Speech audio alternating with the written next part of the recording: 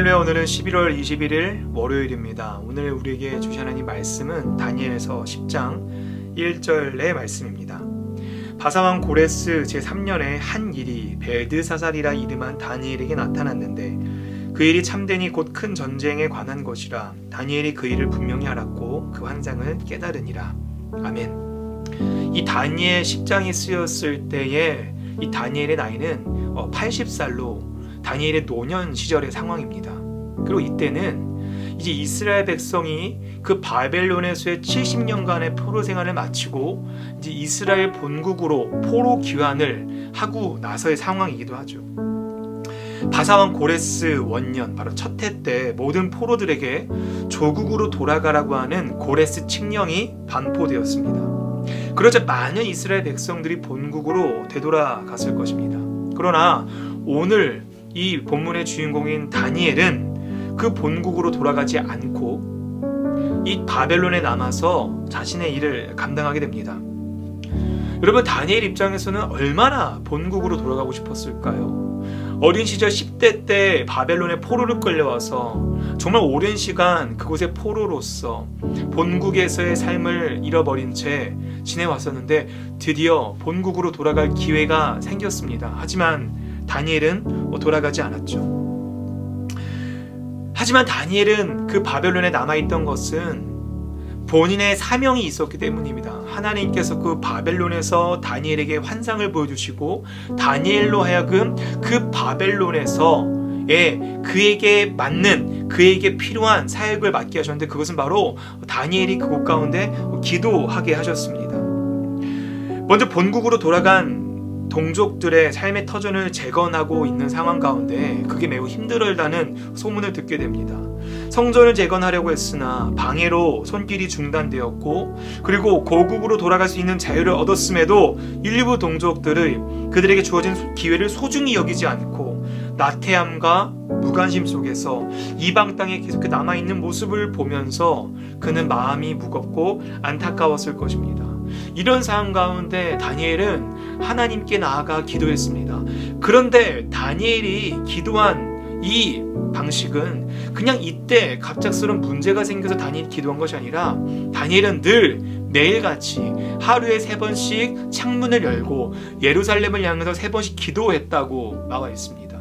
이렇게 꾸준히 기도를 매일매일 쌓아오면서 하나님의 음성을 듣고 하나님에게 지혜를 구하며 다니엘은 기도를 쌓아나갔는데 그 기도하는 다니엘에게 환상을 보여주시고 다니엘은 그 자신의 동족들의 아픔과 이 이스라엘의 문제들에 대해서 기도하게 하신 것이죠.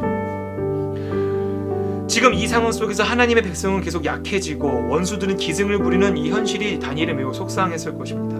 그래서 그는 금식하면서 동족을 위해 기도합니다. 어떤 이들은 말합니다. 한국교회가 능력이 없고 거룩함을 잃어버렸다고 말입니다. 그런데 어쩌면 우리 오늘날 한국교회가 영향력을 잃어버린 것은 우리들이 눈에 보여지는 거대한 건물들과 화려한 성장들은 추구할 수 있을지 모르지만 정작 눈에 보이지 않는 바로 영적인 영역, 기도와 예배에는 우리가 제대로 관심을 갖고 그 본질을 지키지 못했기 때문이라고 하는 이야기도 있습니다. 우린 개인의 부유와 번영을 위해서는 많이 간구했지만 정말 하나님 뜻이 이 땅 가운데 어떻게 이루어지는지에 대해서는 좀 관심을 많이 갖지 못했던 것 같습니다.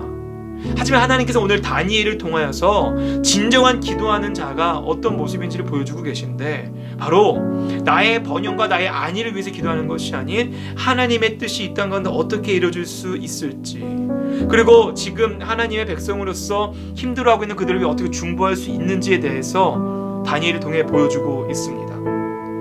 온 나라가 성벽을 재건하고 성벽을 세우는 나라에 힘쓰고 있었지만 많은 반대들로 인해서 그것을 못하고 있자, 방해되고 있자 다니엘은 직접 그곳에 가지는 못했지만 기도로 조국을 위해서 기도하며 경영하고 있었습니다.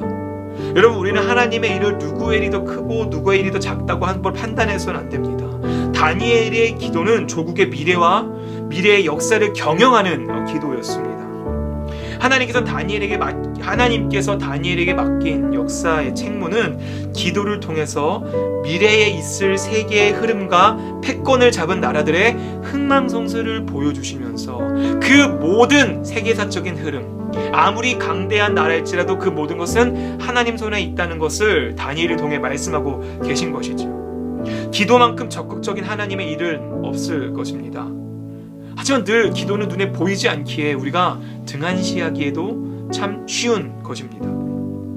여러분, 기도는 누가 할 수 있을까요? 네, 기도는 아무나 할 수 있는 것 같지만 그렇지 않습니다.